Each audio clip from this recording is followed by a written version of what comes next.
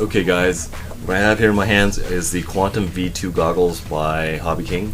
I got them put together last night. I did a little bit of fitment. So what I'm thinking about when I fit these on my face is that the fit is not great until you actually do a little bit of modification. So I'll go into that in just a little bit. Fit and form factor seem really nice, really well thought out. There's a lot of places for your cables and whatnot.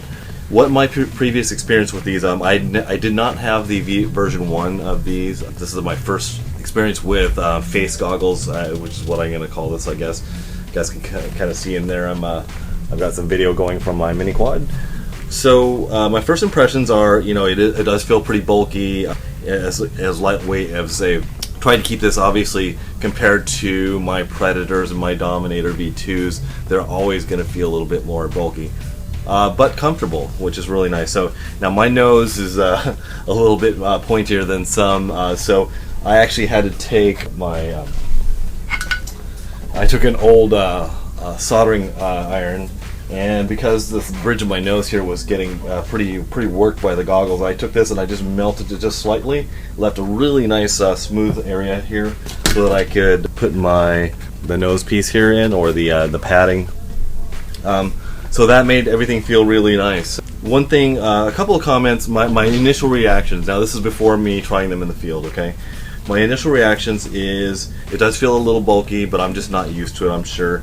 The face padding, they might have made it a little bit thicker. It's probably maybe 1/8 of an inch thick, maybe a little thicker than that. If it was a little thicker, I think it might be a little bit more comfortable. However, they give you enough of the strips, excuse me, I don't have them right here. They give you enough of the strips that you can actually double them up, I'm sure, if you wanted to. But that's a lot of glue and a little bit more work. I've got my my receiver here. You guys will see a close-up of this, of what type it is. I'll leave a description down below as well. This is also from Hobbyking. This was kind of a challenge to get into this little pocket here, and it seems like it's kind of stretching and stressing the stitching here. So they should have made this maybe just a touch bigger. When I do fit this on my face, and you do get the neoprene pulled up over your face, it is a nice seal. I wish they would have made it maybe 1/4 or 1/2 inch a little bit longer. Now there's one spot where I get light leak, which is right here in this one corner right here. It just doesn't quite seal against your face, and it might just be my face. So that's one thing I've noticed as well. As far as hooking up all the electronics, it was fairly easy. I'm not a huge electronics guy, even though I program nazes and whatnot. But basically, I've got a video in here to my receiver, and power basically is it. I was able to figure it out. So if I can do it, most likely you guys can too. So I've got my battery here on the right side plugged in. Now my battery leads, I have them all cut pretty short, so I actually had to make a little extension lead here to come across. I made mine pretty long, so in case I wanted to run the wires over the top or under the bottom, I could do it. Now let me go ahead and just try these on. I'm going to look really fun here. Now one of the big questions is, can you wear glasses with these? And yes, you can. And the other question is, if you're nearsighted, can you wear these without your glasses? And the answer is yes, you can. So if you want to wear your glasses, you can, and if you don't need to, you don't have to. Now one thing I noticed is I have a fairly big head, so I was able to cinch the straps down. However, I'm getting pretty close to the limit of the strap, so if you have a smaller head, that might be a consideration. You might have to do some stitching where you make it a little bit tighter. Don't know though. Let me just make myself look really silly here.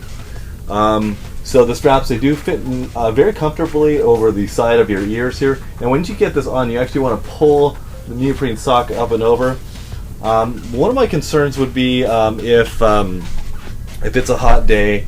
I don't know if you guys realize this, but neoprene is used in wetsuits. It helps to keep your body warm when you're in the cold ocean, so that might be a consideration as well.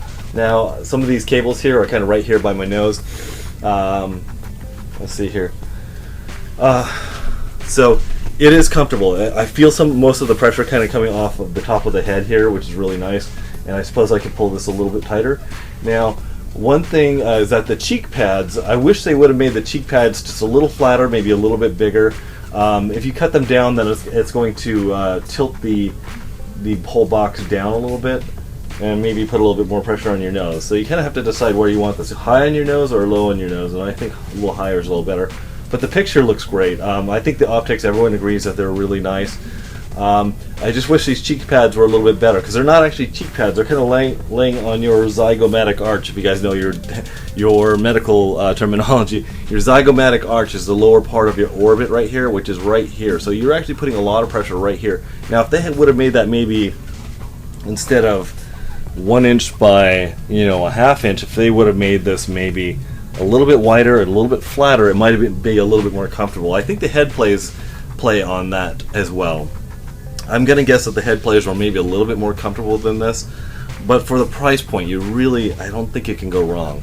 So anyway, that's my initial impressions of the Quantum V2s.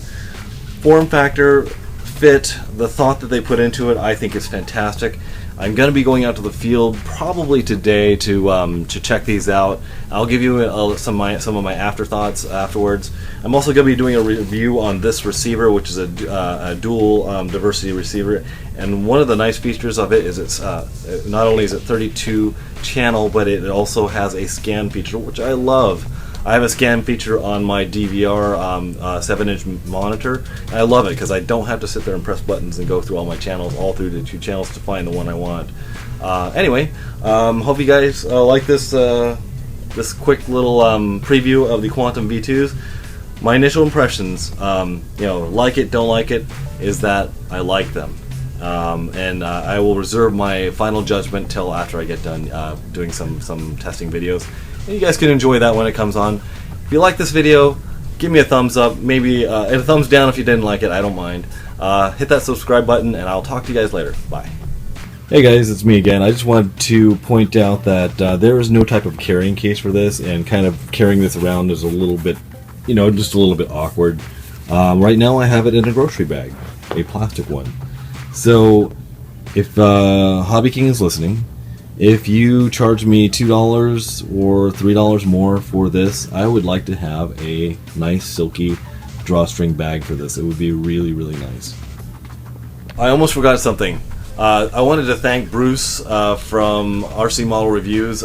He gave me the coronation. I'm official member of Team Nana. So if you look at my bench back here, it's a mess. So I have to make sure I make Bruce proud. I have to make my bench extremely messy, and I also have to fly like a grandma.